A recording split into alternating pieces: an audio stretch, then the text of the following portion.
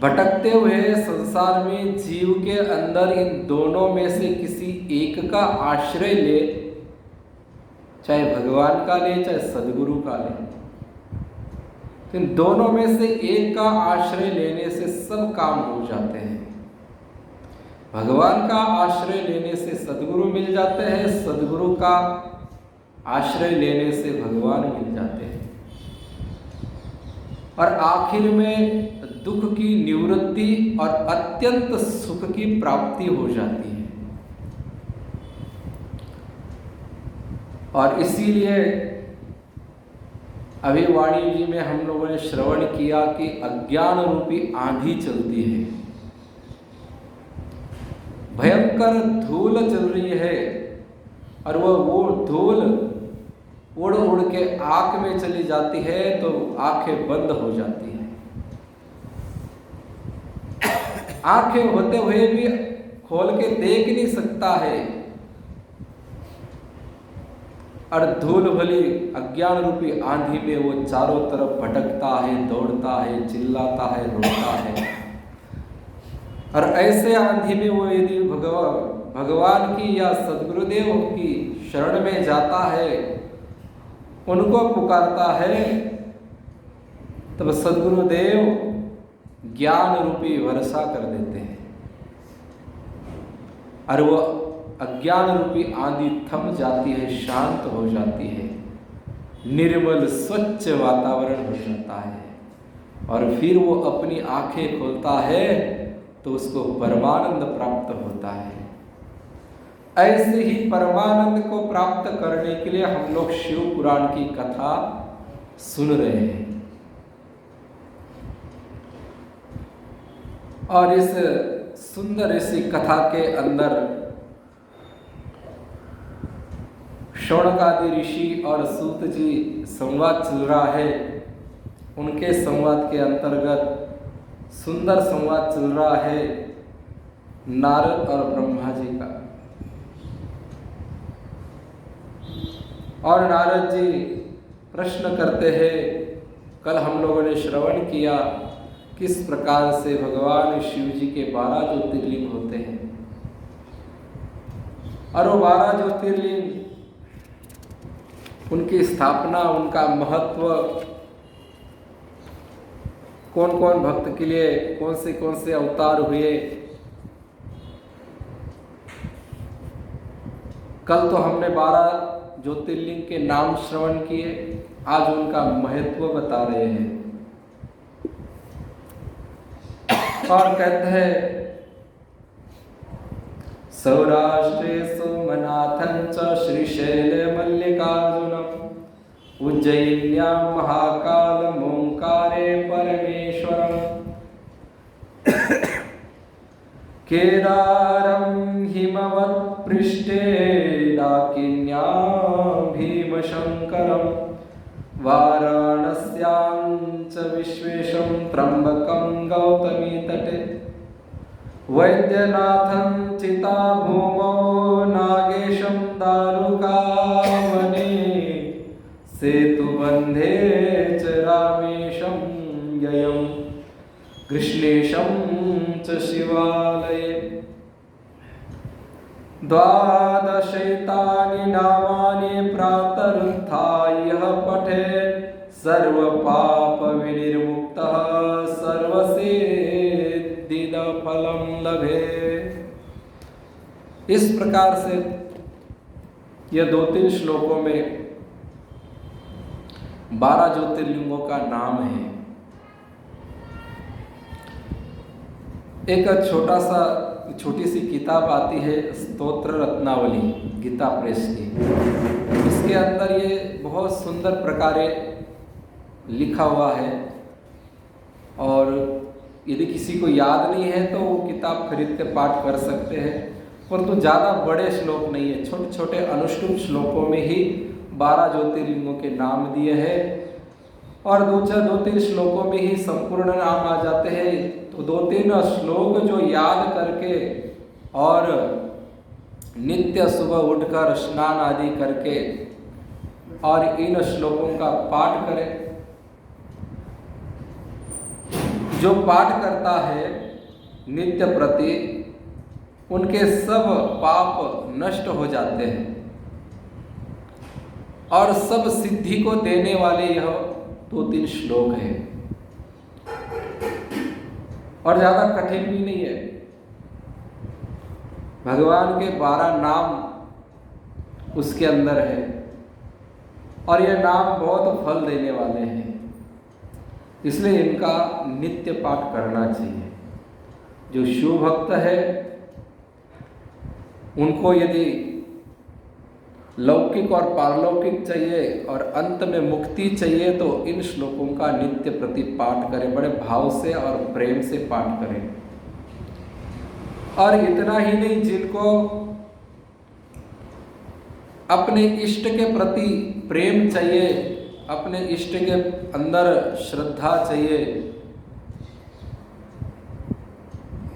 जिस भगवान को हम मानते हैं उनके अंदर यदि हमको भक्ति चाहिए तो इन श्लोकों का जो पाठ करेगा उसको भक्ति मिलेगी। कहने का तात्पर्य यह है कि जिस कामना को लेकर आप इस श्लोकों का, इस 12 नामों का उच्चारण करेंगे, उनको वह मिल जाता है। नारद जी कहते हैं कि महाराज जी, नाम तो हमने श्रवण कर लिए, उनकी महत्ता बताइए और सबसे पहले कौन सा ज्योतिर्लिंग की स्थापित हुआ है वो हमको बताइए। और कहते हैं कि सबसे पहले सोमनाथ की स्थापना हुई है। सोमनाथ जो गुजरात के अंदर समुद्र तट पर सुंदर ऐसा ज्योतिर्लिंग है, सोमेश्वर भगवान, बहुत आनंद आता है वहाँ जाने के बाद में। हमारा तो 2-3 बार जाने का काम पड़ा है। तो जब हम गए तो उसमें दूर से ही वहाँ दूध चढ़ाया जाता है और वो एक पाइप के माध्यम से सीधे शिवजी पर अर्पित होता है, चढ़ जाता है। और उस प्रांगण में जब चले जाते हैं तो स्वाभाविक मन शांत हो जाता है, एकाग्र हो जाता है। यदि कोई वहाँ गए होंगे तो उन्होंने यह अनुभव किया होगा कि मंदिर के बाहर का जो प्रांगण है उस प्रांगण में बैठकर अपने इष्ट का जो ध्यान करता है तो तुरंत ध्यान लग जाता है।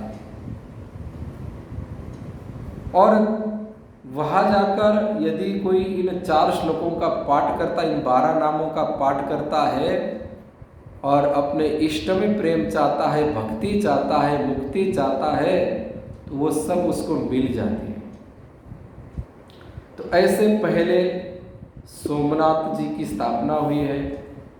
और कहते हैं भृगु कक्ष में मल्लिकार्जुन से प्रकट हुआ सुखदायक रुद्रेश्वर नामक एक जप लिंग है और वो भी बहुत सुंदर है, मल्लिकार्जुन। और जो मल्लिकार्जुन है वो कार्तिकेय भगवान ने जब रुष्ट होकर चले गए और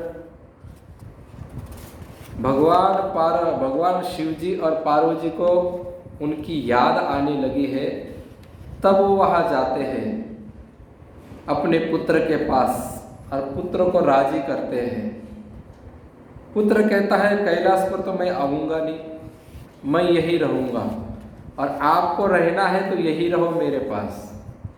तो सुंदर ऐसे मल्लिकार्जुन रूप में वहाँ शिवजी विराजमान है और बहुत सुंदर। वहाँ भी जो गए हैं उन्होंने देखा होगा, दर्शन किया होगा, तो वहाँ के भी परमाणु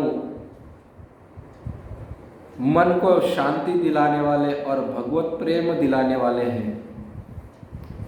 और फिर कहते हैं कि सर्वेषां शिवलिंगानां मुने संख्यां न विद्यते। ऐसे देखा जाए तो करोड़ों करोड़ों शिवलिंग हैं कई शिवलिंग तो आज भी दिव्यता दिखाते हैं। महाराज जी, हम एक जगह महाराष्ट्र में गए थे। ढालेगांव एक क्षेत्र है, वहाँ पर स्वामी राम सुखदास जी महाराज जी जाते थे, सत्संग करते थे, रामायण पाठ होता। तो लगभग 50 साल से वहाँ रामायण पाठ हो रहा है हर साल।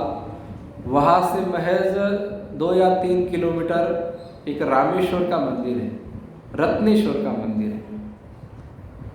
बोलिए रत्नेश्वर महादेव की। तो रत्नेश्वर महादेव की विशेषता क्या है? गोदावरी नदी के तट पर है महाराज। ऐसी गोदावरी बहती है और लगभग वो गोदावरी से तट से गोदावरी का जो पात्र है पानी का, तो उस पात्र से उस स्थल से 50-60 फीट ऊपर वो रामेश्वर का मंदिर, वो रत्नेश्वर का मंदिर है शिव जी का। और वो शिवलिंग की स्थापना नीचे पानी और ऊपर शिवलिंग की स्थापना तट पर है। इतने ऊंचाई के बावजूद भी वहाँ एक विशेषता देखी हमने कि जो शिवलिंग है, उस शिवलिंग के ऊपर जो लिंग है, उस लिंग के अंदर से पानी आता है और ऊपर से लिंग ऐसा अधर रहता है वो पानी के ऊपर। और यदि हम वहाँ दूध चढ़ाते हैं तो दूध तो अंदर चला जाता है। अब दूध और पानी तो एक रहता है, और दूध होता है सफेद, पानी मिला देते हैं तो पानी भी सफेद हो जाता है। परंतु जब हम दूध, शुद्ध गाय का देसी दूध चढ़ाते हैं तो दूध तो अंदर चला जाता है, पानी बाहर आता है। इतनी विशेषता हमने खुद, जो भी भक्त जाता है दूध लेकर, वो भक्त स्वयं अनुभव करता है इस चीज को। इतने विलक्षण वो मूर्ति, वो शिवलिंग है और उसके अंदर से हमेशा 1-1 बूंद 2-2 बूंद पानी झरता है, निकलता है। अब वैसे देखा जाए तो शिवलिंग तो 60 फुट ऊंचा है। पानी की जो कोई कहेंगे गोदावरी का पानी है, वो पानी निकलता हो, पर पानी तो 60 फुट नीचे है उधर नदी में, और मंदिर की ऊंचाई बहुत है, फिर भी उसके अंदर से 1-1 बूंद पानी टपकता रहता है। और ऊपर से दूध चढ़ाए, दूध चढ़ाने के बाद में दूध सफेदी तो अंदर चली जाती है और पानी की धारा बाहर बहती है। नहीं तो हम लोगों ने देखा कहीं यदि दूध चढ़ाते हैं तो दूध और पानी दोनों बह जाता है, परंतु वहाँ की ये विशेषता है। हमने सुना है कि वहाँ कोई पहले एक भक्त हुआ था, भील, तो अंत्यज जाति में उत्पन्न होकर भी उसके ऊपर भगवान भोलेनाथ प्रसन्न हुए। क्या हुआ, उसने एक नियम लिया था कि शिवजी के पिंड पर एक लाठी मारे, उसके बाद ही भोजन करे। ऐसा हमने सुना है, वहां के लोग ऐसे बताते हैं। और वो लाठी मारता है तब भोजन करता है। तो एक दिन क्या हुआ, गोदावरी में बाढ़ आ गई और शिवलिंग पानी में चला गया। और फिर ये गया लाठी मारने के लिए, तो पानी था।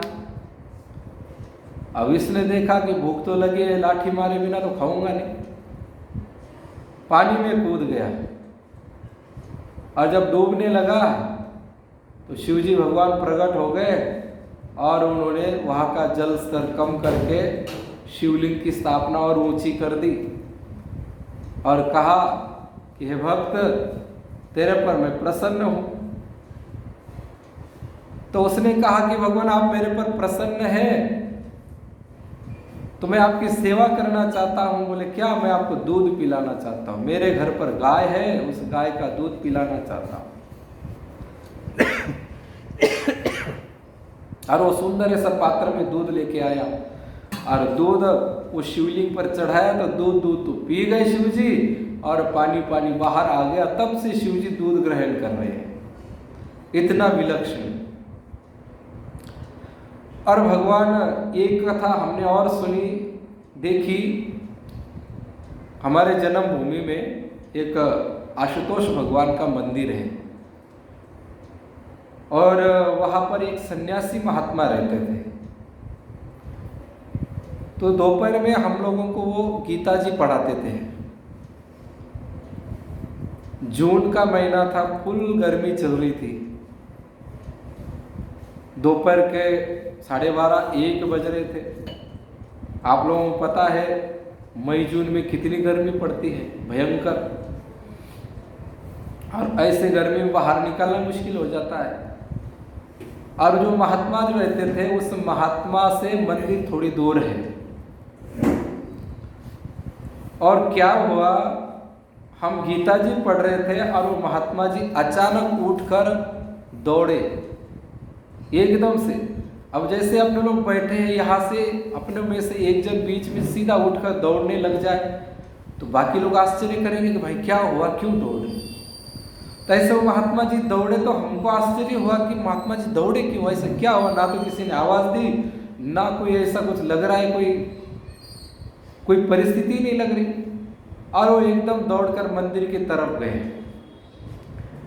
और मंदिर की तरफ गए तो हम भी पीछे पीछे दौड़ के गए। भले धूप पड़ रही थी, पैर में कुछ नहीं था, मिट्टी बहुत गर्म हुई थी, परंतु महात्मा जी की तरफ ध्यान होने के कारण हम लोगों को भी पता नहीं चला मिट्टी का। और दौड़ते हुए हम पीछे गए और जाकर देखा तो महात्मा जी, वहाँ जो शिवलिंग है, शिवलिंग के ऊपर जब जल चढ़ाया जाता है तो वो जल एक आगे एक नाली होती छोटी सी, उसमें से बाहर निकलता था और बाहर एक गौमुख था, उस गौमुख से वो बाहर गिरता था। तो उस गौमुख में एक सांप अंदर तो गया, पर बाहर आते समय वो फंस गया था। तो हम लोगों ने जाकर बड़ा आश्चर्य से देखा कि वो जो महात्मा है उस कालिंदर को अपने हाथ से निकाल रहे हैं, और उन्होंने अपने हाथ से निकालकर और फिर बाहर छोड़ दिया है। तो आज भी शिव जी के बड़े ही विलक्षण अनुभव होते हैं। तो ऐसे ऐसे शिव जी के स्थान हैं, करोड़ों स्थान हैं। ऐसा नहीं है कि 12 ही ज्योतिर्लिंग है, ये 12 ज्योतिर्लिंग तो मुख्य है, परंतु ऐसे अनेक हैं। और आगे कहते हैं कि कुछ ज्योतिर्लिंगों के बारे में हम बता देते हैं कि नर्मदा नदी के किनारे पर महाकाल ज्योतिर्लिंग से उत्पन्न हुआ एक दुर्गेश नामक उपलिंग प्रसिद्ध है। जैसे 12 ज्योतिर्लिंग है, ऐसे उप 12 ज्योतिर्लिंगों को भी बता रहे हैं। और कहते हैं कि वो ज्योतिर्लिंग की जो पूजा करता है, वो ज्योतिर्लिंग की पूजा से सब पाप नष्ट हो जाते हैं और सब कर्म नष्ट हो जाते हैं। पाप और कर्म नष्ट होने के बाद में वो मुक्त होकर कैलाश में निवास करता है। और कहते हैं कि ओंकारेश्वर से उत्पन्न हुआ कर्दमेश नाम का एक उपलिंग है, और वो उपलिंग बिंदु सरोवर में प्रसिद्ध है, और उसकी पूजा करने से भी सब कामना पूर्ण हो जाती है, सब फलों को वो देने वाला है। और कहते हैं कि आगे यमुना तट पर केदारेश्वर लिंग से उत्पन्न हुआ भूतेश नाम वाले एक भूतेश्वर नाम का उपलिंग है, और उसके दर्शन करने से, उसकी पूजा करने से बड़े बड़े पाप है वो भी नष्ट हो जाते हैं और वह जीव मुक्त हो जाता है। ऐसे ही कह रहे कि भीम शंकर संभूतम भीमेश्वर मिते स्मृतम, भीमा शंकर प्रकट हुआ है तो उसके पास में एक भीमेश्वर नामक उपलिंग सह्याद्री पर्वत पर प्रसिद्ध है। वो भी साधक की साधना को पूर्ण करके शिवलोक को प्राप्त कराने वाला है। ऐसे ही मल्लिका सरस्वती के किनारे नागेश्वर महादेव है। उसके बारे में भी कहते हैं कि उनके दर्शन मात्र से ही सब कर्म कट जाते हैं और वह व्यक्ति शिव भक्ति में तल्लीन हो जाता है। और कहता है कि मुक्ति को देने वाला, मुक्ति को प्रदान करने वाली शिव जी की एक मूर्ति है। कृत्तिवास नाम का जो गांव है, उस गांव में शिव जी की सुंदर ऐसी प्रतिमा है और उस प्रतिमा का भी जो दर्शन करता है वो साक्षात शिव का ही दर्शन पाता है। और कहते हैं कि तिलभांडेश्वर तथा दशाश्वमेध नामक शिव जी और गंगा सागर में संगम में, गंगा सागर जो गए होंगे आप लोग, कलकत्ता से आगे गंगा सागर पड़ता है। मकर संक्रांति पर बहुत बड़ा उत्सव होता है, बहुत बड़ा मेला होता है वहाँ। जो लोग गए होंगे उन्होंने देखा होगा समुद्र के तट पर, वहाँ पर तिलभांडेश्वर नाम के एक शिवलिंग है। और कहते हैं कि भूतेश्वर नामक तथा नारीश्वर नाम से प्रसिद्ध जो निरंतर भक्तों का कल्याण करते रहते, भक्तों को कष्टों से दूर रखने वाले हैं वो। और वहां पर एक कौशिक नदी है, उस कौशिक नदी के किनारे पर उनकी स्थापना हुई है। और कहते हैं कि नेपाल के अंदर एक गंडकी नदी है, उस गंडकी नदी पर भी एक वटुकेश्वर महादेव की शिवलिंग की स्थापना की हुई है। और कहते हैं कि यमुना तट पर वृंदावन में सुंदर ऐसे गोपी बने हुए गोपेश्वर भगवान की स्थापना की। बोलिए गोपेश्वर भगवान की। और वो गोपेश्वर भगवान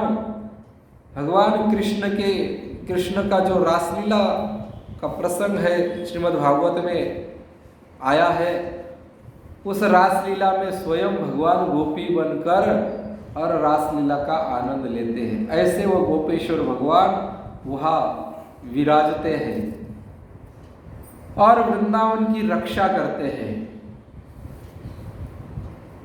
इस प्रकार से अनेक शिवलिंग है। उन शिवलिंगों का नाम यदि गिनने लगे तो गिनते गिनते ब्रह्मा जी की आयु पूरी हो जाएगी, फिर भी नाम पूरे नहीं होंगे। कहते हैं कि वामेश्वरश्च नागेशः कामेशो विमलेश्वरः व्यासेश्वरश्च विख्यातः सुकेशश्च तथैव हि। व्यासेश्वर, सुकेश्वर, भांडेश्वर, ओंकारेश और कहते हैं भूतेश्वर, संगमेश्वर नाम से अनेक ज्योतिर्लिंग प्रसिद्ध है। रामेश्वर, कुंभेश, नंदीश्वर, पूजेश, पूर्ण इस प्रकार से नाम गिनते जाएंगे महाराज जी तो समय यही पूरा हो जाएगा। जब ब्रह्मा जी गिनते गिनते थक गए तो अपनी क्या गिनती है। और इस प्रकार से भगवान के मुख्य द्वादश ज्योतिर्लिंग और उप द्वादश ज्योतिर्लिंग और अनेक करोड़ों लिंगों की स्थापना शिव जी के हुई है। जहाँ जहाँ जो भक्त हुए हैं, जिन ने शिव जी की उपासना की है, उसने भगवान के लिंगों की स्थापना की है। जैसे वैद्यनाथ भगवान की स्थापना रावण के द्वारा हुई है। कहते हैं कि एक बार रावण बड़ा जोश में भरकर कैलाश गया और कैलाश पर्वत पर उठाने लगा। सोचने लगा कि त्रिभुवन का राजा हूं मैं, सब देवी देवता मेरे अधीन है। इतना ही नहीं, मेरे में इतना बल है कि बड़े बड़े पहाड़ पर्वत में उठा लेता हूं। मन में आया कि चलो शिव जी के दर्शन करते हैं, और शिव जी के दर्शन के लिए कैलाश पर जाने लगा। तो विचार किया कि चलो इतना बड़ा कैलाश पर्वत है, इसको भी उठा के देखते, ताकि शिव जी को भी पता चले कि मेरा चेला कैसा है। और इस प्रकार में अहंकार में भर के रावण कैलाश पर्वत के नीचे हाथ डालता है और उसको उठाने लगता है। और जैसे ही उठाने लगता है, शिव जी का आसन डोलने लगता है। महल में बैठी पार्वती हिलने लगती है। बोले यहाँ भूकंप कैसे आ गया, ये महल कैसे हिल रहे हैं, ये तो शिव जी का लोक है, यहाँ तो कोई उत्पात नहीं होना चाहिए, यहाँ ऐसे उत्पात कैसे नजर आ रहे, किसकी हिम्मत हुई। और इतने में पता चला कि शिव जी का भक्त रावण दशानन, और वो कैलाश पर्वत को उठा रहा है। और फिर दौड़कर शिव जी के पास जाती है और शिव जी को प्रार्थना करती कि भगवान, आपका चेला यदि इसको उठा लेगा तो समझ लो उसका अहंकार और बढ़ जाएगा, फिर अहंकार उसका कम नहीं होगा। ऐसे ही वो बहुत अभिमानी है, अभिमान बढ़ जाएगा, इसलिए इसका अभिमान तोड़ दो। पार्वती की तरफ मुस्कुराकर देखते हैं भोलेनाथ और कहते हैं कि पार्वती ऐसा ही होगा। और अपना जो पैर का अंगूठा है उस अंगूठे से धीरे से जोर लगाया और वो पर्वत वापस नीचे हो गया। रावण का हाथ पर्वत के नीचे दब गया। अब जो रावण अट्टहास करता था, हंसता था, जोर जोर से खिलखिलाता था और अहंकार के साथ उस पर्वत को उठा रहा था, परंतु अब उसका हाथ दब गया तो वो रोने लग गया, चिल्लाने लग गया, बचाओ बचाओ कहने लगा, हे गुरुदेव, हे महादेव। और इस प्रकार से जोर जोर से चिल्लाता है, गुरुदेव को पुकारता है और जटा कटाश संभ्रम इस प्रकार से सुंदर स्तुति करता है। और ऐसी स्तुति भगवान को बड़ी प्यारी है। और स्तुति करने के बाद में शिव जी बड़े प्रसन्न हुए और पार्वती के साथ में उसके सामने प्रकट हो गए और उसका हाथ निकाल लिया है। हाथ निकलने के बाद में रावण चरणों में पड़ गया। बोले मैं सब जगह मेरा बल चल सकता है, परंतु आपके सामने आप तो देवों के देव है, महादेव है और महाबली है। और भगवान के चरणों में नमस्कार करके कहा कि भगवान, मैं आपको मेरे लंका में लेके जाना चाहता हूँ। मेरी जो सुंदर सोने की लंका है, सोने की नगरी है, वहाँ पर आपको स्थापित करके वहाँ ले जाकर मैं रोज आपकी पूजा आराधना करना चाहता हूँ। भगवान भोलेनाथ तो भोले ही है। बोले ठीक है, तुम जैसा चाहते हो वैसा ही होगा। पार्वती ने कहा महाराज, वहां जाओगे फिर बाकी दुनिया का क्या होगा। फिर शिव जी ने एक शर्त लगाई कि देखो तुम मुझे उठा के ले चलो, जहां पर तुम मुझे रख दोगे मैं वही स्थित हो जाऊंगा, फिर मैं दोबारा नहीं उठूंगा। रावण ने देखा मैं तो क्षण में यहाँ से वहाँ जाता हूँ, कहीं भी जाता हूँ और मेरा पुष्पक विमान मेरे पास है, फिर क्या कमी है।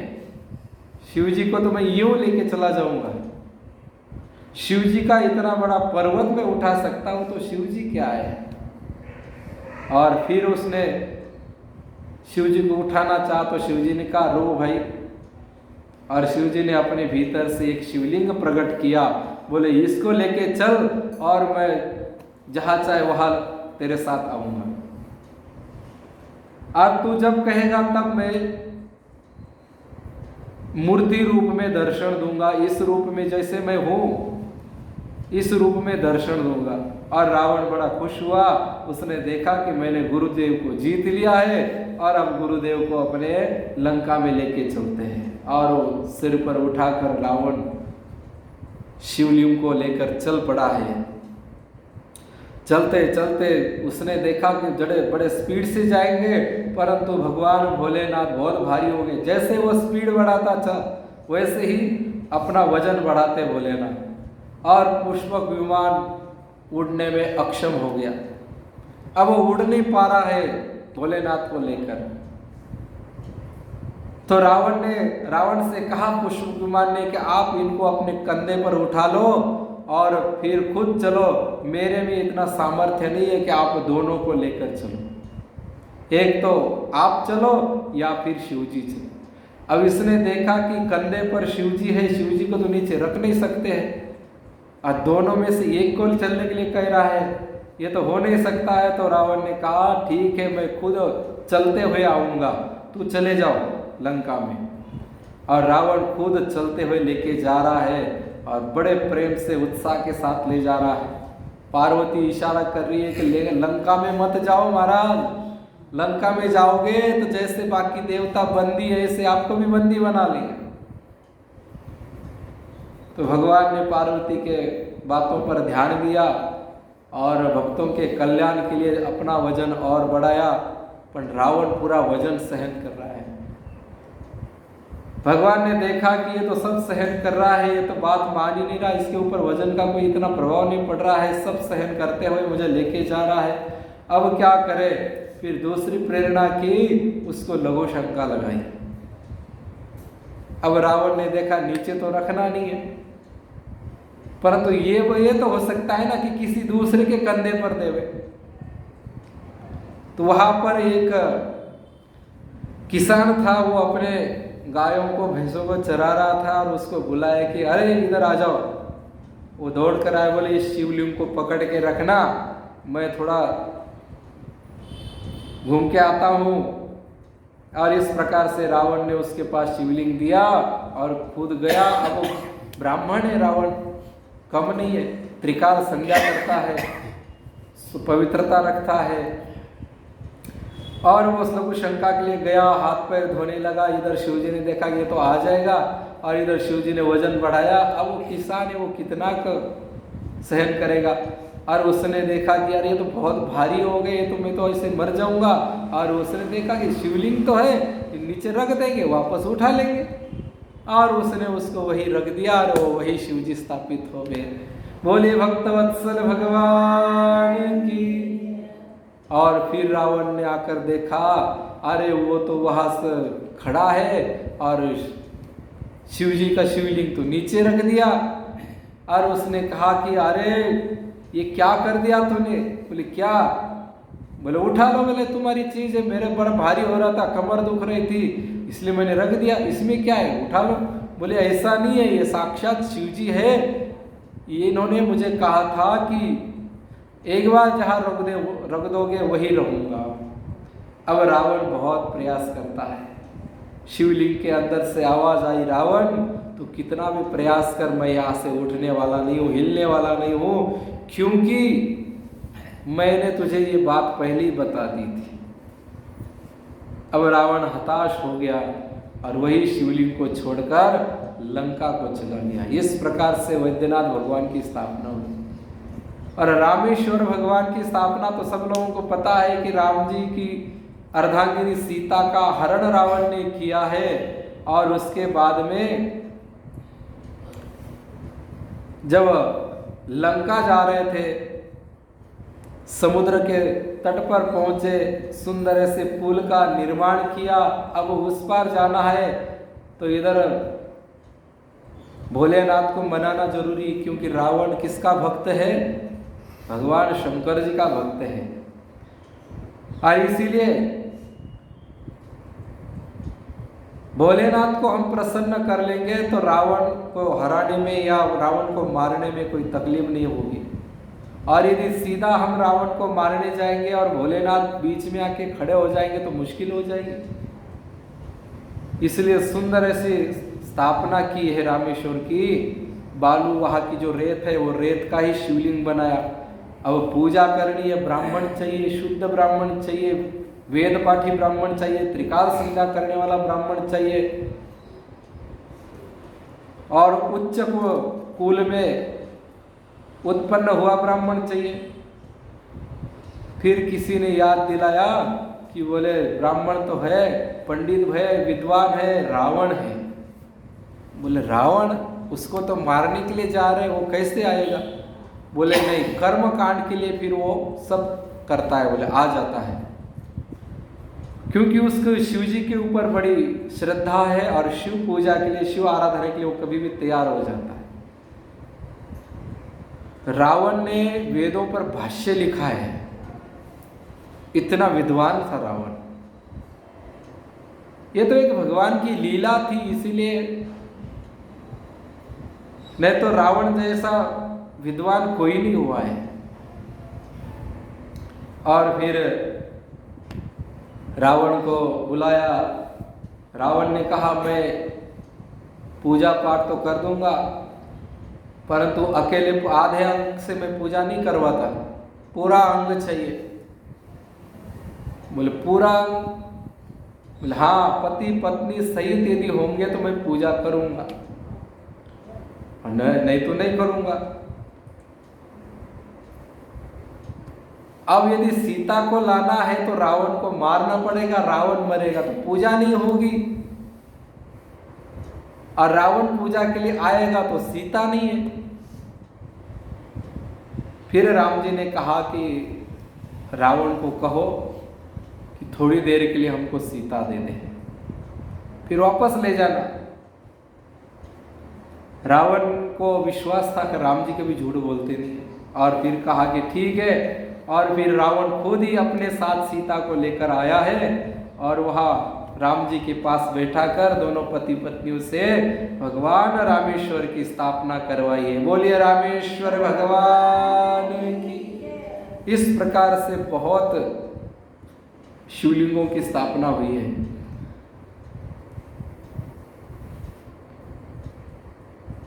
एक संत से हमने श्रवण किया, ज़्यादा पुरानी घटना नहीं है ये। आजकल जो बहुत बड़े बड़े रोड चल रहे हैं, बड़ी बड़ी सड़कें बन रही है, तो एक जगह एक महादेव जी का मंदिर था, वो सड़क के भीतर आ रहा था।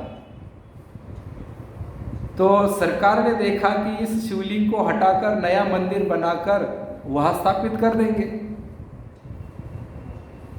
तो उन्होंने बहुत प्रयास किया शिवलिंग को खोदकर और उठाकर रखने के लिए, परंतु वो शिवलिंग को खोदते गए तो उसका अंत ही नहीं पा रहे हैं। 20-25 फीट तक खोद दिया, पर फिर भी वो शिवलिंग नीचे पूरा के पूरा। और फिर वो किसी महात्मा के पास गए और कहा कि बोले महाराज जी, ये हम इसकी स्थापना करना चाहते हैं दूसरी जगह, परंतु ये इतना बड़ा शिवलिंग।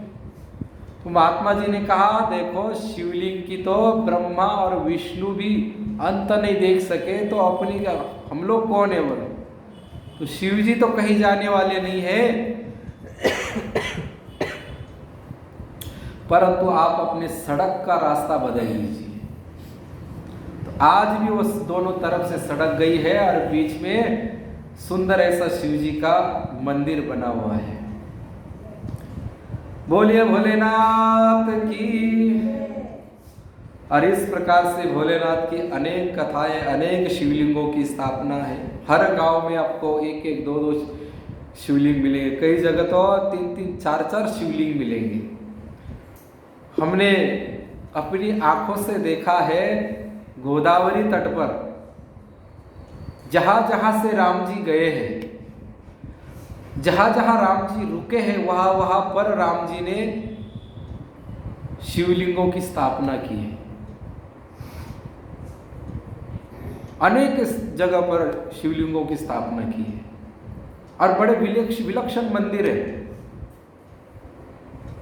और इतना ही नहीं,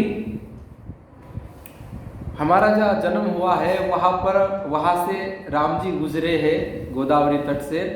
तो गोदावरी तट के अंदर बड़े बड़े पत्थर हैं, पहाड़ जैसे पत्थर है,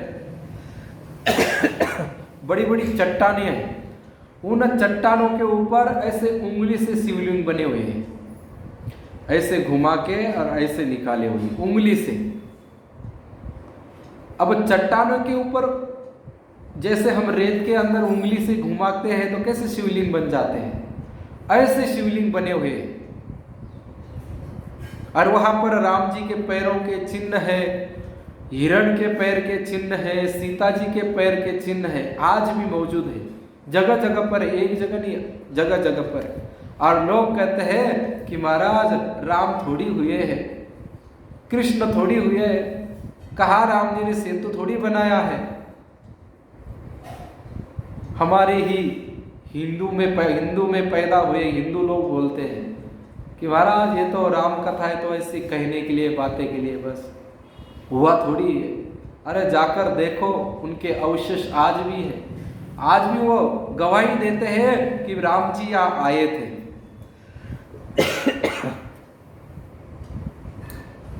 और वहां पर राम जी रुके थे और सीता जी को स्नान करना था और गोदावरी का जल सूख गया था, गोदावरी में जल नहीं था।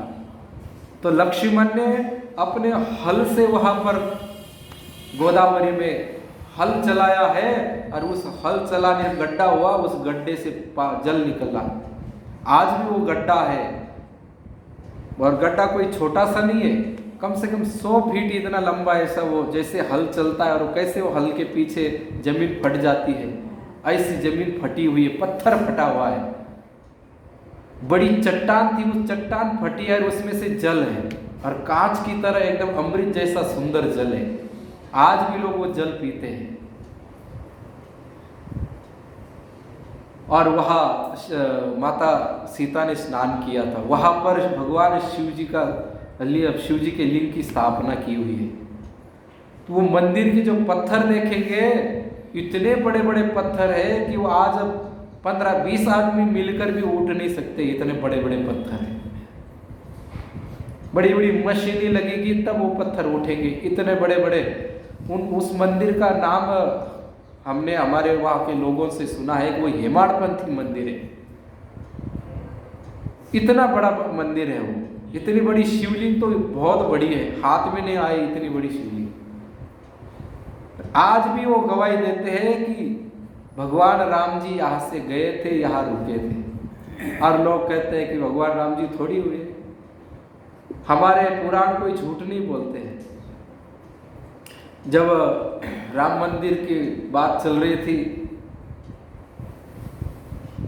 कोर्ट में, तो राम मंदिर के पक्ष वाले वकील ने पुराणों में से उठा कर बताया है कि देखो सबूत, और तब कहीं जाकर वो निर्णय हो पाया है। देखो, हिंदुओं को सावधान होना बहुत जरूरी है। हम लोग आजकल समाचार में श्रवण कर रहे होंगे कि अफगानिस्तान पर तालिबानों ने आक्रमण किया और कब्जा कर लिया है। तो देखो, अब अफगानिस्तान के पास में 3.5 लाख सैनिक थे और खुद की जनता 4-4.5 करोड़ खुद की जनता है, और तालिबानी कितने हैं? केवल 80,000।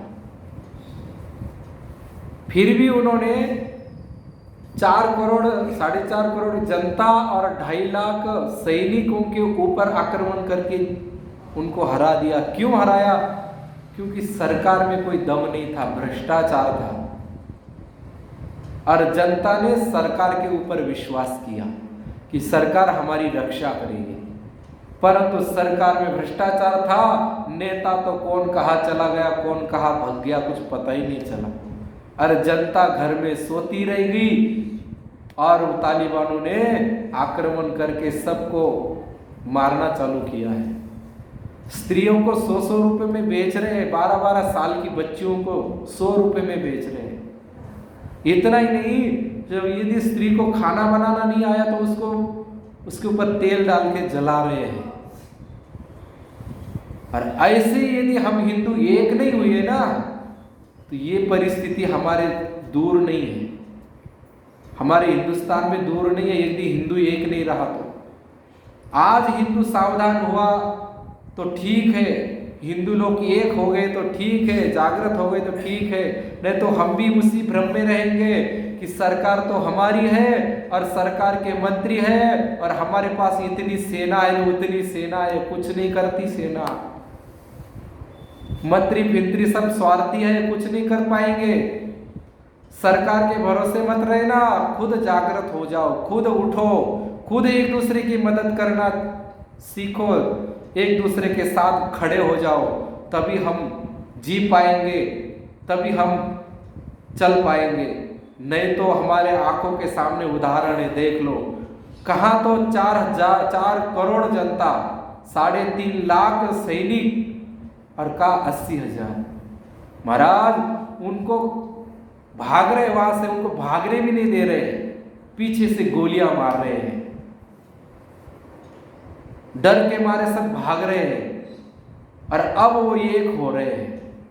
वहां की जनता विचार कर रही है कि जिस सरकार पर हमने विश्वास किया उसी सरकार ने दगा दे दिया, जिस सरकार को हम टैक्स देते थे उसी सरकार ने हमको धोखे में रख दिया।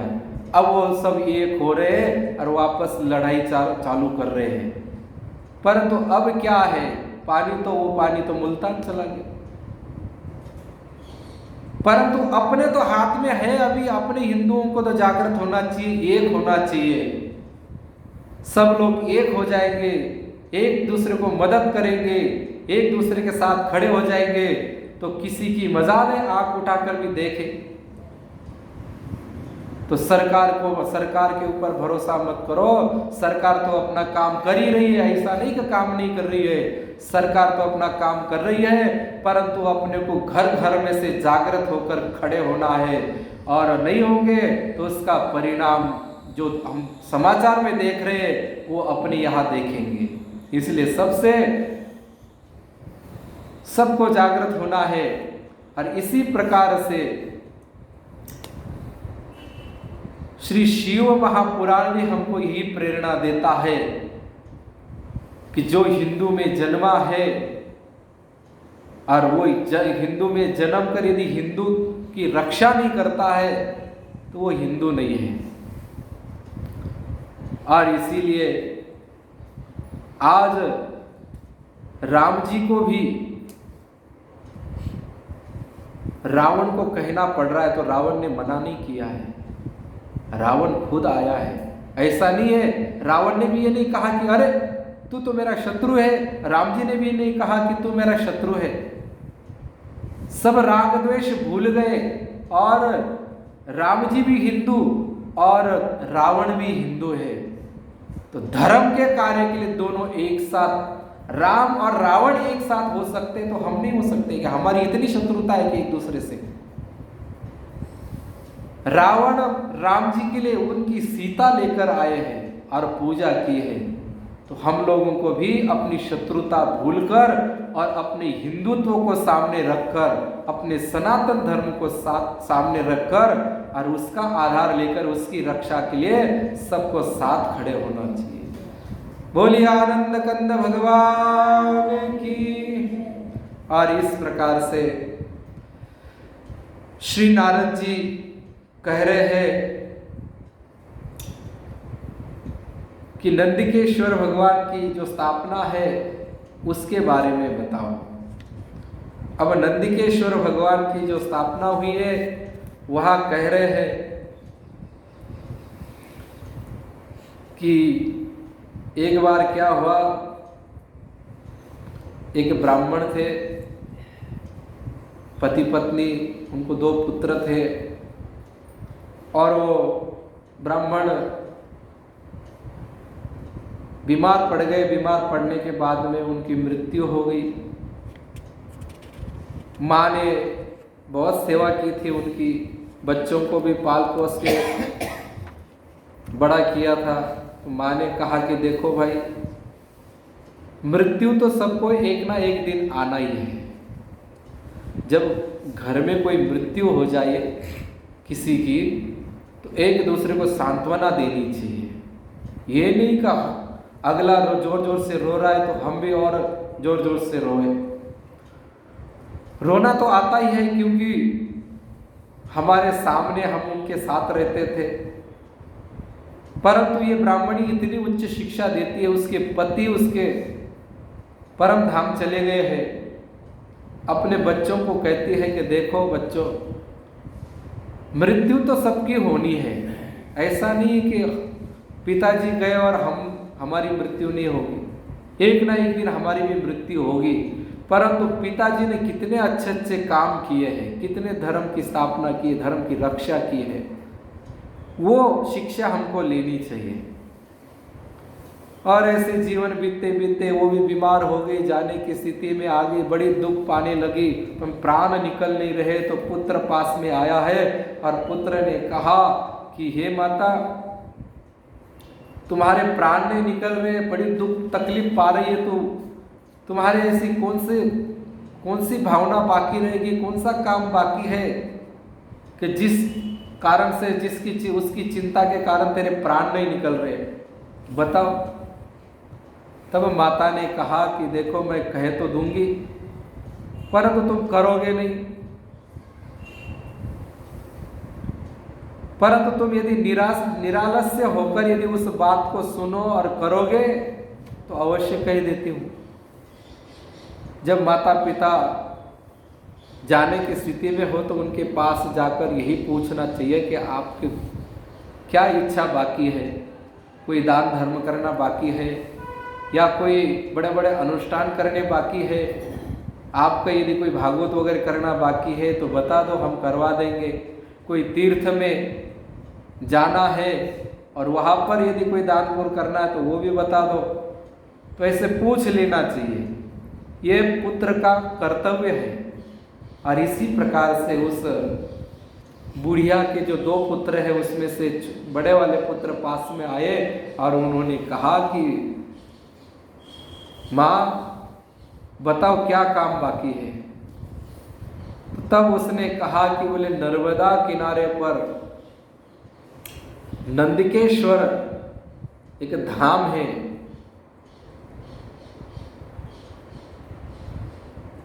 और उसने कहा कि हाँ, मेरी जो हड्डियां है वो गंगा जी में डाल देना,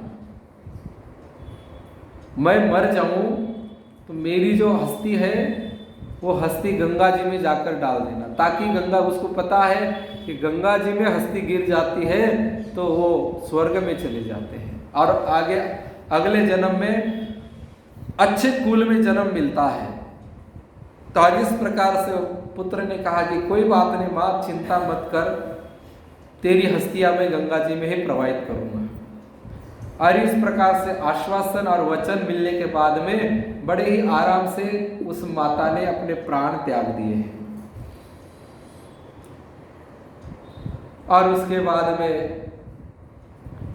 उस बेटे ने विचार किया कि चलो अभी कुछ काम धंधा कम है, छोटे भाई को बुलाया और कहा कि देखो भाई, मैं अपनी माँ की अस्थियाँ गंगा जी में प्रवाहित करने के लिए जा रहा हूँ, तो मेरे घर का कामकाज भी देख लेना और तेरा भी देख लेना। और इस प्रकार से वो अस्थियों की कलशी लेकर और साथ में एक नौकर को लेकर चल पड़ा। चलते चलते गंगा जी तो बहुत दूर है, जाने में 10 दिन का रास्ता है, तो 10 दिन के लिए तो कहीं ना कहीं तो पड़ाव डालते ही जाना पड़ेगा। और वो शाम के समय एक गांव में रुक गया है। वहां रुकने के बाद में एक सुंदर पवित्र ब्राह्मण है, उनके घर पर वो रुका है। और रुकने के बाद में वहां एक बड़ी विचित्र घटना वो देखता है। क्या देखता है कि भोजन वगैरह करने के बाद में वो जिस ब्राह्मण के घर में वो रुका था, उस ब्राह्मण के घर में एक गौ माता थी और उस गौ माता का रोज दूध निकालते था वो, और रोज के प्रति अपने बछड़े को उसने छोड़ दिया। बछड़े ने थोड़े बहुत दूध चुंगा और उसको खींच के उसने साइड में बांध दिया और दूध निकालने लग गए। अब क्या हुआ, वो जब वो बछड़े को खींच रहा था तो अपने भी देखते कि बछड़ा सहजा सहजा आता नहीं है, क्योंकि दूध उसको भी अच्छा लगता है और वो भी भूखा रहता है।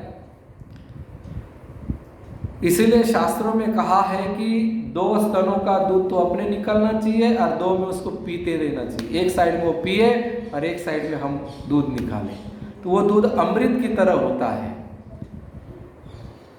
और हम विचार करते हैं बछड़े को साइड में करेंगे तो दूध ज़्यादा मिलेगा और बछड़ा पिएगा तो कम मिलेगा, तो ये बात गलत है। इसलिए गलत है कि हमने खुद हमारे आश्रम में 50 से 60 गौ है वृंदावन में। हमने खुद ने देखा कि एक साइड में बछड़ा पीता है, एक साइड में हम दूध निकालते हैं, तो एक गाय 3-3.5 लीटर दूध देती है। और फिर बाद में बछड़े को बांध के निकाल के देखा तो उतना ही दूध देती है। इसका मतलब ये हुआ कि आप भी देखते होंगे कि बछड़े को खोल दिया तो गाय पावस जाती है, दूध आता है, और फिर बछड़े को हम साइड में बांध के दूध निकालते हैं तो गाय दूध कुछ सौंक लेती है, चुरा लेती है अपने बछड़े के लिए। और जब दूध निकालने के बाद आप बछड़ा छोड़ोगे तो गाय पुनः दूध छोड़ देती है। तो जब हम बस दूध जितना हमको बाद में मिलेगा, पहले मिलेगा, चाहे बछड़े के साथ दुओ उतना ही दूध है, चाहे बछड़े को बांध कर दुओ तो उतना ही है, तो बछड़े को पीने दो एक साइड में। परंतु इस ब्राह्मण ने क्या किया, उस बछड़े को खींचने लगा तो उस बछड़े का पैर उस ब्राह्मण के पैर पर गिर गया और उसको बड़ा गुस्सा आ गया, बड़ा क्रोध आ गया, और उसने पास में एक डंडा था, वो 2 डंडे उस बछड़े को मारे और फिर गाय का दूध निकालकर अंदर चला गया। और उसने गुस्से में उस बछड़े को दोबारा दूध पीने के लिए भी नहीं छोड़ा। गौ माता बड़ी दुखी हो गई। एक तरफ तो गाय रो रही है और एक तरफ बछड़ा रो रहा है। और सूत जी महाराज कहते हैं, मुनीश्वरों, उस समय कर्मों से संतुष्ट हुए मेघों ने पानी की जगह, जल की जगह खून बरसाना चालू कर दिया। देखो, गाय माता दुखी होती है तो पूरी प्रकृति दुखी हो जाती है, और प्रकृति दुखी होती है तो बड़े बड़े उत्पात होने लगते हैं। और फिर उसके बाद में वो ब्राह्मण जो अपनी माँ की हस्तियां लेके जा रहा है, ये सब दृश्य देख रहा है बैठकर। और जिसकी गौ माता है वो ब्राह्मण तो दूध लेकर अंदर चला गया, दरवाजा बंद कर लिया, परंतु ये जो ब्राह्मण है, ये ब्राह्मण उसको श्रवण सुन रहा है कि बछड़े की और गौ माता की क्या बातचीत होती है। और वो बातचीत सुन रहा है तो इधर बछड़ा कहता है कि हे माँ, क्यों रोती है तू? क्या मेरा दुख देखकर रोती है? मुझे पीटा है इसलिए देखकर रोती है? मेरे आंखों में आंसू देखकर रोती है? या मुझे दूध नहीं पीने दिया और तू मुझे प्रेम से चाट नहीं पाई और मुझे दूध नहीं पिला पाई, इसलिए तू दुखी है? और ऐसी उनकी वार्ता चल रही थी और ये ब्राह्मण सुन रहा था। गाय ने कहा कि मैं इसीलिए दुखी हूं कि तुम्हारा दुख मेरे से देखा नहीं गया, और तुम मेरा बछड़ा हो, तुम मेरे कलेजे का टुकड़ा हो, और इसने दूध भी नहीं पिलाने दिया।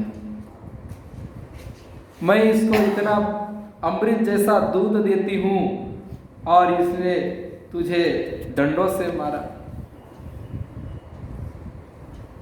और इसलिए मुझे बड़ा दुख हो रहा है। और इसलिए गौ माता कहती है, मम दुःखं तदा गच्छेद्यथा दुःखं तथा विधं भवेद्धि ब्राह्मणस्य पि सत्यमेतद् भविम्यहम्। और गौ माता कहती है, जैसे मुझे दुख हुआ है ऐसा ही दुख जब तक इसको ना हो तब तक मैं सुखी होने वाली नहीं हूं। देखो, हम सोचते हैं कि प्राणियों में तो क्या, उनको तो अक्ल ही नहीं है, उनको तो भले हमारे सामने आ जाए तो डंडों से पीटो, चाहे कुत्ता हो, चाहे कुछ भी हो, बिल्ली हो, गाय हो। और किसान लोग तो खेती में कितने जीवों को मारते हैं और सोचते हैं कि कीटनाशक मारेंगे तो हमारी खेती अच्छी होगी, हमें क्या फसल अच्छी होगी, पैसा मिलेगा। पैसे के लालच में लोग, अपने स्वार्थ के लालच में लोग दूसरे प्राणियों को दुख देते हैं। हजारों लाखों कीटों को मारते हैं और वही कीट जब वह किसान मरता है, वो व्यक्ति जो दुख देने वाला व्यक्ति मरता है, तो वही कीट उसको मारते और खाते हैं। और इसी प्रकार से देखो, गौ को कितना दुख हुआ है और गौ ने क्या संकल्प किया कि जब तक इसको ऐसा दुख नहीं होगा, जो दुख आज मुझे हुआ है मेरे बछड़े के कारण, तब तक मुझे सुख नहीं मिलेगा। बछड़ा बहुत समझाता है कि माता ऐसे मत करो, न जाने पिछले जन्मों में हमने ऐसा कौन सा कर्म किया है, उस बुरे कर्म का फल हमको भुगतना पड़ रहा है। ये जो हम रो रहे हैं, मेरे को दूध पीने नहीं दिया और उस कारण तो दुखी हो रही है, हमारे पिछले जन्मों के कर्म है, इसलिए तू ब्राह्मण को मत मार। माता बोलती नहीं, कुछ भी हो जाए मुझे शांति नहीं मिलेगी। जब तक अब ये सुबह आएगा ना दूध दूहने के लिए, और ये मेरे सींग देख रहा है तू, इन सींगों से मैं उसको मार दूंगी। और सब चर्चा वो ब्राह्मण श्रवण कर रहा है, सुन रहा है। अब इसने देखा कि सुबह का दृश्य देखना चाहिए, तो क्या होगा। और इस प्रकार से सुबह हो गई,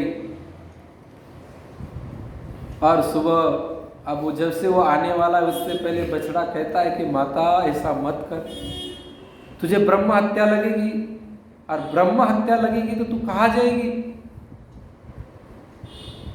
माता ने कहा कि ब्रह्म हत्या भले लग जाए मुझे पता है कि ब्रह्म हत्या से कैसे बचा जाता है, इसलिए ब्रह्म हत्या का मुझे डर नहीं है, मुझे तो बस उस ब्राह्मण को दुख देना है। और इस प्रकार से सुबह हो गई, घर का मालिक ब्राह्मण आया और उसने इस प्रवासी ब्राह्मण को कहा कि बोले उठो उठो, चलो अब सुबह हो गई, रात भर रुक गए, भोजन कर लिया, अब आगे चलो। अब इस ब्राह्मण ने जो माता की अस्थियां लेकर जा रहा था, उसने गौ माता की बछड़ी की बात सुनी थी कि सुबह मैं मारूंगी, और इसके मन में ये लालच था कि ब्रह्म हत्या के इसको बारे में इसको उपाय पता है, क्या उपाय जानती है कि ब्रह्म हत्या से बचा जा सकता है, तो वो मुझे देखना है। इसलिए उसने घर के मालिक को कहा कि देखो मेरी थोड़ी तबीयत ठीक नहीं है, थोड़ी देर में मैं चला जाऊंगा। और इतना कहकर वो घर का मालिक जो ब्राह्मण है, उसने घरवाली को कहा कि देखो मेरे को कोई काम है, मैं कोई काम से बाहर जा रहा हूँ, और जो अपना बेटा है, बेटे को कह देना दूध निकाल देना। अब वो खुद तो चला गया। अब बेटा आया दूध निकालने के लिए, तो बछड़े ने कहा कि माँ, पिता तो चला गया जिसने मुझे मारा था। बोले क्या हुआ? वो तो चला गया, पर ये मेरे उसका ही बेटा है ना, जैसे मुझे मेरे बेटे के कारण दुख हुआ, ऐसे उसको भी उसके बेटे के कारण दुख होना चाहिए। और इस प्रकार से बेटा दूहने के लिए आया है, और उस गौ ने 2 सिंग उसके पेट में मार दिए, और वो बेटा वही मर गया। और सब उसका पिता आया दौड़कर और रोने लगे, माँ रो रही है, और इधर ये गौ खुश हो रही है। इतने में वहां पर गौ के पास में ब्रह्म हत्या आ गई, क्योंकि ब्राह्मण का बेटा है, ब्राह्मण के बेटे, ब्राह्मण कुल में जन्मे हुए किसी भी ब्राह्मण को मारना नहीं चाहिए। ब्राह्मण अवध्य है, वो कुछ भी करे परंतु उसको मृत्यु दंड नहीं देना चाहिए। और ब्रह्म हत्या आई है, गाय के सामने ब्रह्म हत्या खड़ी हो गई, तो गाय सफेद झकती वो काली पड़ गई पूरी, उसका कलर पूरा काला हो गया। और वो गौ माता फिर वहां से भाग निकली है, और उसके पीछे पीछे ये ब्राह्मण जा रहा है। कौन? ये अस्थियां लेकर आया था वो, क्योंकि इसको देखना है कि ब्रह्म हत्या कहाँ नष्ट होती है। गौ जानती है, गौ ने कहा है बछड़े को जाते जाते कि मैं ब्रह्म हत्या नष्ट करके वापस आ रही हूँ। अब ये गाय आगे आगे जा रही है और ये पीछे पीछे। और नर्मदा किनारे पर एक नंदीश्वर नाम का धाम है और वहाँ एक सरोवर है और उस सरोवर में शिवलिंग की स्थापना है और उस शिवलिंग से निकला हुआ जल उस सरोवर में जाता है। उस सरोवर में जाकर वो काली बनी हुई गाय श्याम वर्ण की जाकर स्नान करती है, 2-3 डुबकी लगाती है और बाहर आती है तो एकदम सफेद झक होके आती है। बोलिए नंदिकेश्वर भगवान की। और इस प्रकार वो गौ माता को देखकर उसके मन में आया, अरे कितना सुंदर ये धाम है और इस धाम की कितनी ताकत है, कितनी शक्ति है कि साक्षात ब्रह्म हत्या जैसा पाप भी यहाँ नष्ट हो गया। जो श्वेत वर्ण थी वह ब्रह्म हत्या के कारण श्याम वर्ण होगी, वो पुनः स्नान करने के बाद में श्वेत वर्ण हो गई है। और ऐसा देखा, बड़ा उसने प्रणाम किया और फिर विचार आया कि चलो अरे अपने माता की अस्थियां तो गंगा जी में प्रवाहित करनी है। और वो जैसे वो निकलने लगा तो जो उस सरोवर से नर्मदा जी में से आवाज आई, अरे वत्स कहाँ जा रहे हो? बोले माता जी की अस्थियां बहाने गंगा जी जा रहा हूँ। बोले गंगा जी यहाँ आई है? बोले गंगा जी यहाँ आई है? बोले कहाँ है गंगा जी? बोले गंगा जी हम यही आती है। बोले कब आती है? बोले वैशाख मास में शुक्ल पक्ष की सप्तमी के दिन गंगा जी यहाँ निरंतर आती है, इसलिए गंगा जी यहाँ आई है, तुम्हें गंगा जी जाने की जरूरत नहीं है। तो इसलिए महादेव जी का भी स्थान है, महादेव जी का भक्त नंदिकेश्वर भी यही रहते हैं और नर्मदा मैं भी यही हूँ और गंगा जी भी यही है। इतना बड़ा पवित्र स्थान तुझे कहाँ मिलेगा? यहीं पर अपनी माँ की अस्थियां प्रवाहित कर दो। और फिर उसने वो सुनी बात और वही बात सुनकर उसने वहाँ अस्थियां प्रवाहित की। जैसे ही अस्थियां पानी जल के स्पर्श में आ गई और माता तुरंत दिव्य रूप धारण करके और सुंदर रथ में बैठकर कैलाश को चली गई। बोलिए आनंद कंद भगवान की। और इस प्रकार से भगवान शिव जी के अनेक धाम है, अनेक शिवलिंग, जहाँ जहाँ शिवलिंग की स्थापना है वहाँ वहाँ परम शिव जी का धाम बना है। अपने भी यहाँ 100-150 किलोमीटर पर भी एक सुंदर ऐसा धाम है। क्या नाम महाराज शिव जी के धाम का?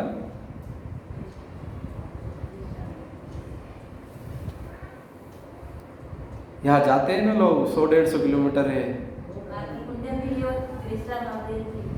हाँ, त्रिशला महादेव जी। तो ऐसे प्रत्येक गांव, प्रत्येक नगर में शिव जी का शिवलिंग की स्थापना हुई है और वहाँ वह जो शिवलिंग है वो परम कल्याण करने वाला है। तो इस प्रकार से बड़े सुंदर प्रकार वर्णन किया गया है। तिलस्वा महादेव, तिलस्वा महादेव इस इलाके में बहुत प्रसिद्ध है। आज भी कई लोग वहां दर्शन के लिए जाते हैं और हमने सुना है कि वहां पर जाने के बाद में बाटी बना कर, दाल बाटी बड़े प्रेम से बनाकर खाते हैं लोग। तो शिव जी के जहाँ जहाँ स्थान है, हमने नर्मदा किनारे पर भी देखा, वहाँ ओंकारेश्वर ममलेश्वर में लोग आते हैं, दूर दूर से आते हैं, अपना सामान लेकर आते हैं, साथ में कंडे लकड़ियाँ लेकर आते हैं और सुंदर बाटी बनाते हैं, सेकते हैं, दाल बनाते हैं, शिव जी को अर्पित करके और भोग लगाकर और खूब पाते हैं प्रेम से। तो ऐसे पवित्र स्थान है। कहते हैं कि एक बार क्या हुआ, एक ब्राह्मण था, उस ब्राह्मण की एक पत्नी थी और विवाह होकर 1 ही महीना हुआ और उसके पति परम धाम को चले गए। अब वो अकेली ब्राह्मणी बड़ी दुखी रहने लगी, बड़ी कष्ट सहन करने लगी। पर जब भगवान की कृपा होती है तो कृपा आते समय तो दुखद लगती है, और जाते समय अनंत सुख देके जाती है और दुख को लेके जाती है। परंतु महाराज हमको तो सुख ही सुख प्रिय है, हमको तो सुख आते समय अच्छा लगता है, जाते समय अच्छा नहीं लगता है। परंतु भगवान की कृपा होती है तो दिखने में तो बड़ा दुख दिखता है, बड़ी विपरीत परिस्थिति दिखती है, परंतु उसके पीछे पीछे आने वाली सुखमय परिस्थिति की तरफ हम ध्यान नहीं देते हैं, इसलिए हमको वो दुखमय लगता है। और इस प्रकार से इसके ऊपर दुख आया है और दुखी होने के बाद में कुछ दिन तो निकल गए, परंतु जवान थी और सुंदर थी और धीरे धीरे मन में काम विकार आ गया और वह उल्टा बन गई। और उसके बाद में फिर वो बड़ी बीमार हो गई, बीमार होने के बाद में मृत्यु को प्राप्त हो गई, नरक में चली गई। नरक में जाने के बाद खूब नरक के दुख भोगे और उसके बाद में उसको जन्म मिला एक चांडाल के यहाँ, जो अपने चाहे मनुष्य चाहे स्त्री हो चाहे पुरुष अपने धर्म को छोड़कर अधर्म पर पग रखती है या पग रखता है, अधर्म को स्वीकार करता है तो उसको नरक में जाना ही पड़ता है। ऐसी ही यह इसने अपना धर्म का त्याग कर दिया था, इसलिए इसको नरक में जाकर अनेक दिनों तक नरक के दुख भोगने पड़े। उसके बाद में उसको जन्म मिला है चांडाल के यहाँ, और कैसे आंखों से दिखता नहीं, अंधी होकर जन्मी है, कुरूप होकर जन्मी है, हाथों में कुष्ठ रोग है, पैर में कुष्ठ रोग है और बड़ी दीनता से रोती हुई चारों तरफ घूमती है। माता पिता ने भी उसको घर से निकाल दिया और एक शिव जी का मंदिर है, उस मंदिर के बाहर पड़ी रहती है, जो लोगों ने दिया वही खाती है। तो ऐसे ही भीख मांगते मांगते वो निर्वाह कर रही है। एक दिन क्या हुआ, एक शिव भक्त आए और जाते हुए उन्होंने चप्पल खोल के जा रहे थे और उनके पैरों की आवाज़ धमक उसको सुनाई पड़ी, तो उसने कहा कि कुछ दे दो खाने के लिए। अब ये सज्जन पूजा के लिए जा रहे थे तो इन्होंने देखा कि आते समय मैं प्रसाद चढ़ाऊंगा और प्रसाद चढ़ाने के बाद इसको दे दूंगा। और क्या हुआ, जाते जाते वो बिल्व पत्र वगैरह लेके जा रहा था, तो अपने लोग भी वो एक पन्नी थी, पन्नी के अंदर बिल्व पत्र रखे थे, तो उसने देखा कि शिव जी के सामने लेके जाना है, तो पन्नी के अंदर से बिल्व पत्र उतार कर थाली में रखे और उस पन्नी को उसने ऐसे फेंक दिया। अब उस पन्नी में एक बिल्व पत्र था और वो जाकर गिरा उसके हाथ में, उस चांडाली के हाथ में। अब उसने देखा कि कुछ खाने की चीज है, तो उसने उसको ऐसे हाथ से टटोल कर देखा और वो खाली पन्नी थी और उसके अंदर वो बिल्व का पत्र जो खाने के काम नहीं आता है, और उसने उसको उठाकर जोर से फेंका।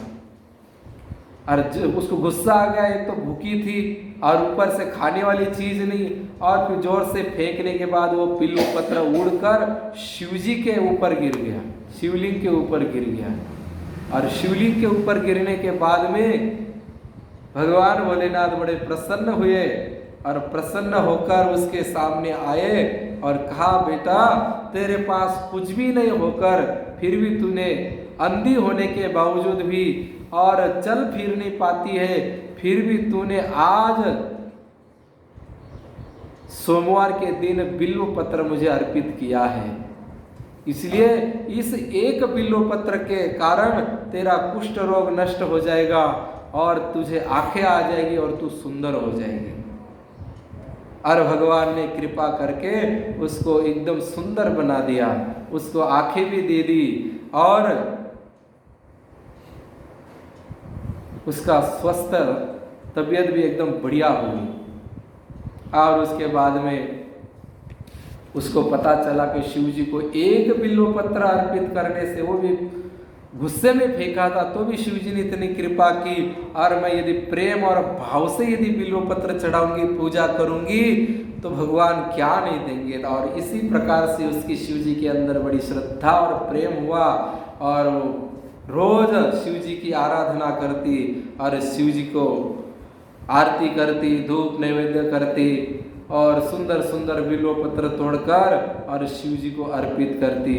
और इसी कारण उसने अपने दिन पूरे किए और जब उसका शरीर शांत हुआ तो दिव्य उस विमान उसके लिए आया है कैलाश से, और उस दिव्य विमान पर बैठकर और बड़े ही बाजे गाजे के साथ और भगवान भोलेनाथ की जय जयकार करते हुए और सब भक्तों को दिखाते हुए कहते हुए कि देखो मैंने इतना पाप किया था, इतना नरक भोगा, इतना मैं जन्म लेने के बाद भी कष्ट पा रही थी, केवल एक बिल्व पत्र अर्पित करने से मुझे इतना सुख और शांति और भक्ति मिली है। तो आप लोग भी मेरा उदाहरण देखकर, मेरी तरफ देखकर भगवान भोलेनाथ के अंदर श्रद्धा और विश्वास करके भगवान की पूजा करके देख लो, भगवान पर विश्वास करके देख लो। और इस प्रकार से वो चली गई है। ऐसे भोलेनाथ ने अनेकों भक्तों के ऊपर कृपा की है। अब आगे हम कल श्रवण करेंगे कि किन किन भक्तों के ऊपर कैसी कैसी कृपा की है और भोलेनाथ का निर्गुण रूप क्या है, सगुण रूप क्या है और आगे क्या क्या लीला करेंगे वो कल श्रवण करेंगे। आज के जो वाक पुष्प है वो भोलेनाथ के चरणों में अर्पित करते हुए और आज की कथा को यही विराम देते हैं। राम राम राम राम राम राम राम।